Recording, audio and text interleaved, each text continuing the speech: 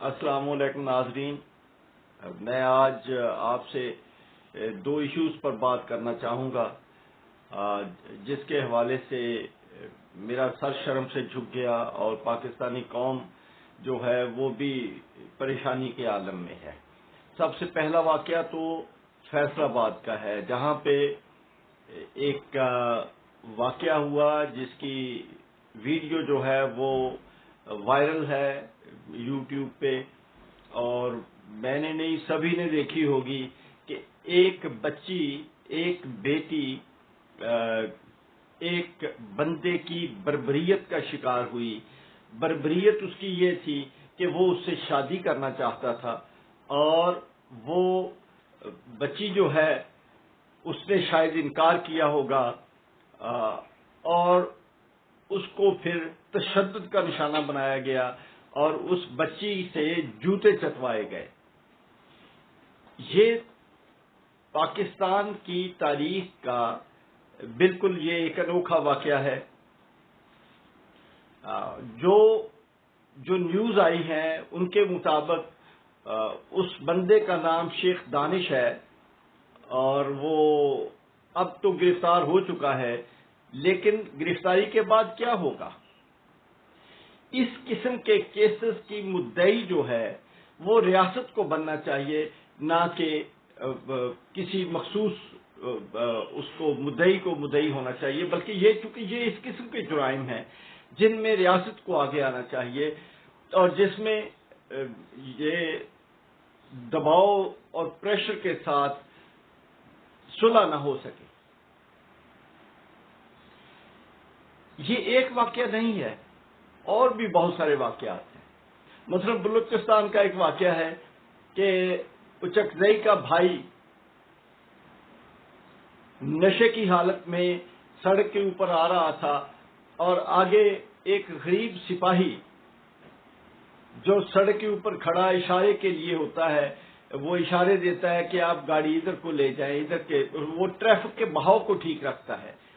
وہ کھڑا تھا اور وہ آیا اور اس نے گاڑی اس میں ماری، اور مارنے کے بعد اسے قتل کرتا ہوا آگے نکل گیا۔ اس کے اوپر کیس ہوا، لیکن وہ چونکہ امیر آدمی تھا، وہ چونکہ جاگیردار طبقے سے تھا، سرمایہ دار طبقے سے تھا، اس لیے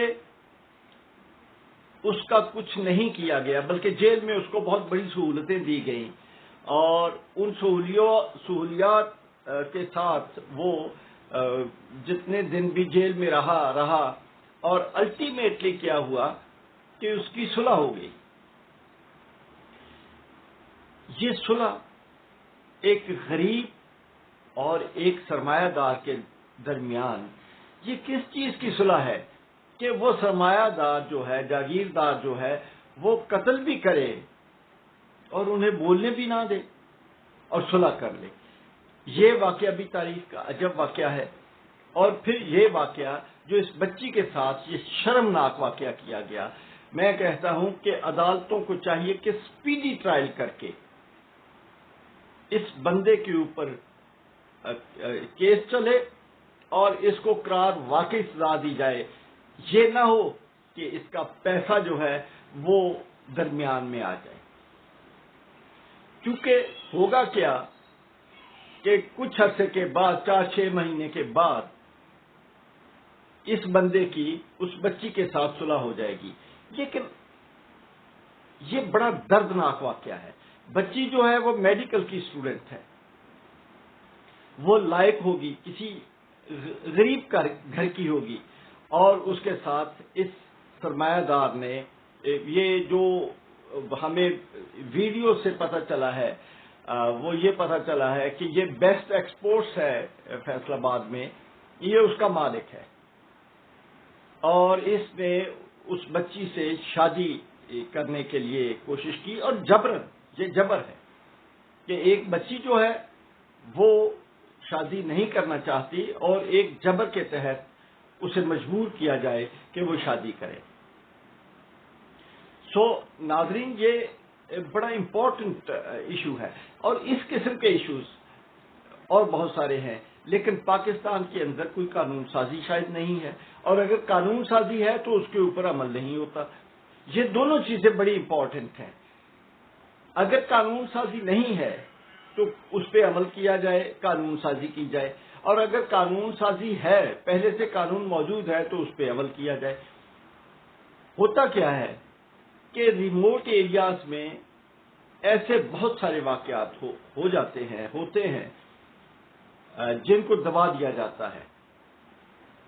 وہاں پہ بچیوں کے ساتھ، بہت چھوٹی بچیوں کے ساتھ زیادتی کی جاتی ہے، اور زیادتی کرنے کے بعد وہ لوگ جو ہیں وہ دندناتے پھرتے ہیں، اور ان کو کوئی پوچھنے والا نہیں ہوتا، وہ پولیس کے ساتھ ملے ہوئے ہوتے ہیں، بااثر ہوتے ہیں، اور ان کا کچھ نہیں کیا جاتا۔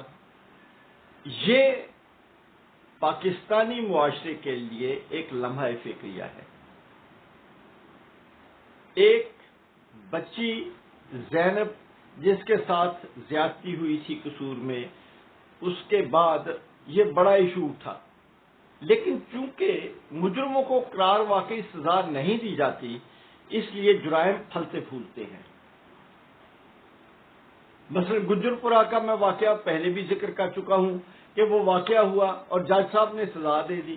سزا کیا دی کہ بھائی ہم 20 سال کے لیے آپ کو زندگی دیتے ہیں، یعنی آپ پہلے 20 سال کی سزا کاٹیں گے، اس کے بعد آپ کو پھانسی دی جائے گی۔ یہ کیسی سزا ہے؟ جرم اس نے جو کیا ہے آپ اس کی سزا دیں، اس کو پھانسی دیں، بات ختم ہو جائے۔ اب وہ جیل میں بیٹھ کے جرائم کی پرورش کرے گا، اور ایک جرم سے اور دوسرے جرائم جو ہے وہ پیدا ہوں گے۔ یہ قرار واقعی سزا نہیں ہے۔ قرار واقعی سزا وہ ہوتی ہے کہ ایک آدمی نے قتل کیا، وہ تحقیق میں سامنے آ گیا، آپ اس کو قتل کے بدلے میں قتل کی سزا دے دیں، اس کو پھانسی کی سزا دے دیں۔ اور میں سمجھتا ہوں بعض اوقات کہ شاید ہمارا نظام عدل جو ہے وہ اپاہج ہو گیا ہے، وہ بے بس ہو گیا ہے، شاید وہ بھی ان لوگوں کے ہاتھوں میں بے بس ہے، اور اس کا انجام کیا ہوگا؟ انجام بڑا بھیانک ہے۔ ان تمام باتوں کا انجام یہ ہوتا ہے کہ پھر غریب سڑکوں پہ آ جاتا ہے، اسے انصاف نہیں ملتا تو وہ خود انصاف لے لیتا ہے، اور اس کے آگے پھر کوئی اٹک نہیں سکتا۔ تو میں یہ گزارش کروں گا کہ بجائے اس کے کہ وہ سٹیج آ جائے، ہم معاشرے میں امن اور انصاف کے لیے جزا اور سزا کا نظام قائم کریں۔ اگر یہ جزا اور سزا کا نظام مؤثر ہوگا تو جرائم کی شرح بہت کم ہو جائے گی، بلکہ نہ ہونے کے برابر ہوگی۔ میں پھر گزارش کرتا ہوں کہ اگر ملک میں اسلامی نظام نافذ ہو جائے جس میں ایک بڑا مؤثر جزا اور سزا کا نظام موجود ہے، تو پھر پاکستان میں امن ہوگا، لوگ اس کو ان لیٹر اینڈ اسپرٹ مانیں گے، کیونکہ وہ دینی کام بھی ہوگا اور معاشرے میں اصلاح بھی ہوگی۔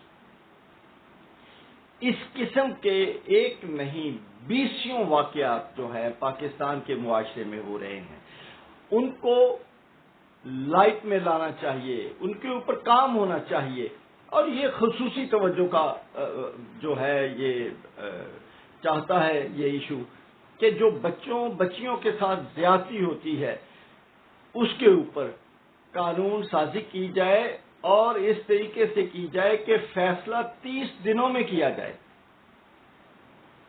ایک جرم ثابت شدہ ہے، آپ اس کی سزا اس کے مطابق رکھیں۔ اگر کسی نے کسی بچے یا کسی بچی کے ساتھ غیر فطری جو فعل ہے وہ کیا ہے، تو اس کے سلسلے میں آپ اس کو سزائے موت دیں، لیکن 30 دن کے اندر اس کو اسپیڈی ٹرائل کریں، اور 30 دن کے اندر اندر اس کو سزا دیں، تاکہ جرائم میں کمی آئے۔ مجرم جو ہیں ان کو یہ پتہ ہو کہ اگر ہم یہ جرم کریں گے تو ہمیں سزا ملے گی، اور سزا فوری ہونی چاہیے۔ جب سزا لیٹ ہوتی ہے تو پھر جرائم پلتے ہیں۔ ہمارے پاکستان میں کیا ہو رہا ہے کہ اگر جیلوں میں 1,50,000 یا جتنے بھی قیدی موجود ہیں، ان میں پھانسی کے کتنے قیدی موجود ہیں جن کی آخری اپیلیں بھی ختم ہو چکی ہیں؟ بھائی آپ کیوں نہیں ان کو پھانسی دیتے؟ آپ ان کو وہ 5,000 ہوں، 4,000 ہوں، 10,000 ہوں، جتنے بھی بندے ہیں آپ ان کو پھانسی دیں اور جیلوں سے فارغ کریں، تاکہ آئندہ قتل جو ہے وہ معاشرے میں نہ ہو۔ جب آپ سزا نہیں دیں گے، عدالتوں نے سزا دے دی لیکن اس کی ایکسیکیوشن نہیں ہو رہی، تو وہ آپ کریں۔ یہ ہمارے معاشرے کے مسائل ہیں جو نیچے والے لیول پہ ہیں، ان کو سامنے آنا چاہیے، ان کے اوپر کام ہونا چاہیے۔ میں سمجھتا ہوں کہ پاکستان کی جو انتظامیہ ہے، جو قانون ساز ادارے ہیں، جو امپلیمنٹیشن والے ادارے ہیں، وہ ان ایشوز کے اوپر کام کریں گے۔ شکریہ جی، اگلی ویڈیو کے ساتھ پھر دوبارہ حاضر ہوں گا۔ مجھے امید ہے آپ میرا چینل سبسکرائب کریں گے، اسے لائک بھی کریں گے، تاکہ آپ کو آنے والی ویڈیوز ملتی رہیں۔ شکریہ جی، السلام علیکم۔